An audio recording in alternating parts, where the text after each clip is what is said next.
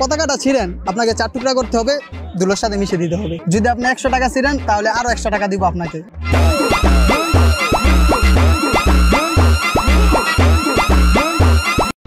আপনার কাছে দুইটা অপশন আছে, 100 টাকা আর হইতাছে একটা ইসরায়েলের পতাকা। আচ্ছা, এখন যদি 100 টাকাটা আপনি ছিঁড়েন আপনাকে আরো 100 টাকা দেওয়া হবে। আর যদি পতাকাটা ছিঁড়েন তাহলে কিছু পাইবেন না। পতাকাটা ছিঁড়েন আপনাকে 4 টুকরা করতে হবে, দুলোর সাথে মিশিয়ে দিতে হবে।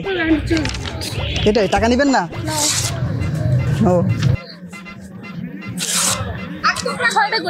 আচ্ছা, করেন 6টা করেন। Also US.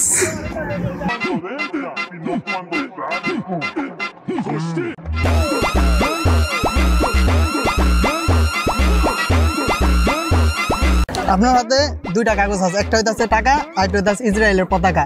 এখন এই দুইটা থেকে যে কোনো একটা ছিঁড়তে হবে। যদি আপনি 100 টাকা ছিঁড়েন তাহলে আরো 100 টাকা দিব আপনাকে, আর যদি এটা ছিঁড়েন তাহলে কিছু পাবেন না। এখন আপনি কোনটা ছিঁড়বেন? আমি এটা ছেড়ব। এটা ছিঁড়বেন, টাকা নিবেন না? আচ্ছা শিওর, তাহলে এটা 4 টুকরা করে মাটির সাথে মিশিয়ে দিতে হবে। অবশ্যই। মতামত চেঞ্জ করে বলাইছে।